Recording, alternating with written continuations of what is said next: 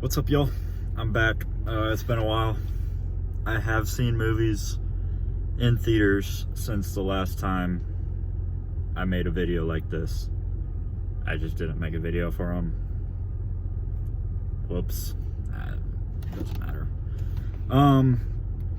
I just did a double feature. You can tell by the title. I did Poor Things, and then I followed that up with American Fiction. Both I really enjoyed. Where to begin? Let's just do Poor Things, since that was the first one I watched, and American Fiction is still fresh in my mind, so I won't feel like I'll forget that in a couple minutes I talk about Poor Things. Poor Things was pretty good. Really good performances all across the board. Emma Stone, Willem Dafoe, and Mark Ruffalo. The guy who played Astley, can't remember his name. He was pretty good. He was good too. He wasn't in it for long, but he was really good. Very funny. Had me laughing aloud a couple times.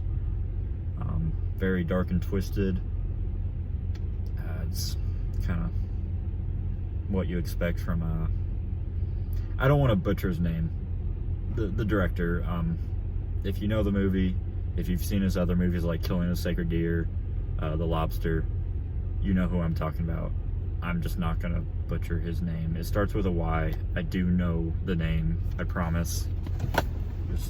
I'm not gonna make myself look like a fool trying to say it. But yeah, I've come to expect that from his movies. Just very dark and kind of messed up. I'll say out of all his movies that I've seen that, you know, they're all pretty dark and messed up, this one pushes the comedic aspect of it the furthest. This one really plays into the dark comedy side of things. As I stated previously, having laughed out loud a couple times. Gripes with it. I don't really have any gripes with it at the moment. I will say it's very.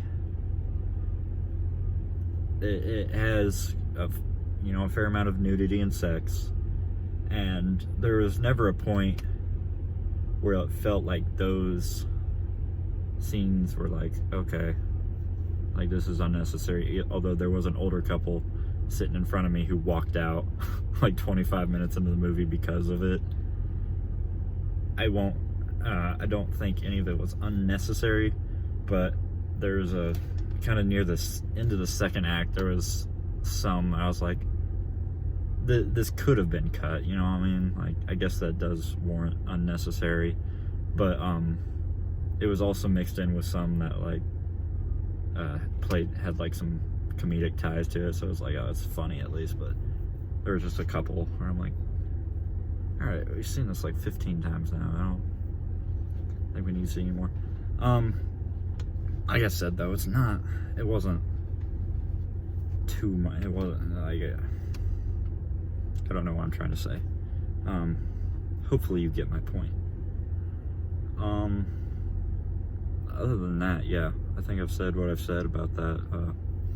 Sorry it wasn't a whole lot, but again, my brain is kind of scrambled from doing a double feature. Sitting in a dark theater for 4.5, 5 hours does things to your mind. Makes you not be able to speak the English. Moving on to American Fiction. Another very funny movie. Had me laughing, a couple times. Jeffrey Wright was great. Sad. There was some emotional parts to it.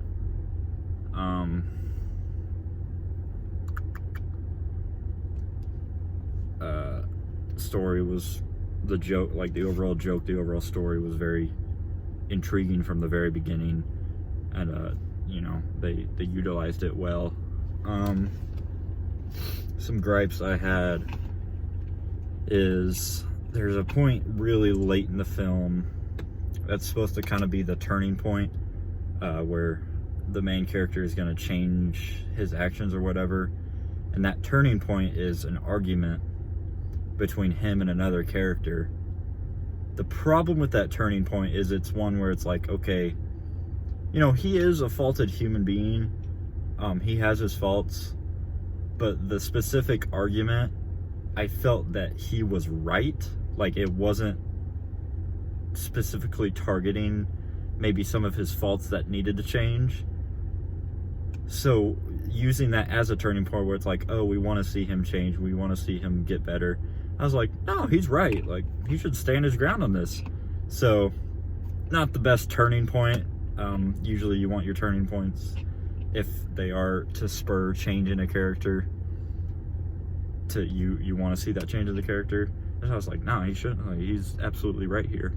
And then the ending, I'll give the ending this.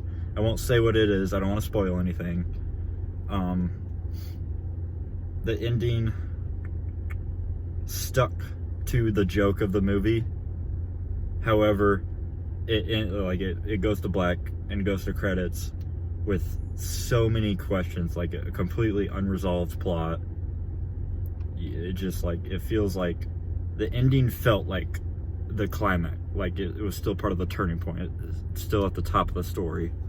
So when it ended, I was like, oh, that's the end. Okay.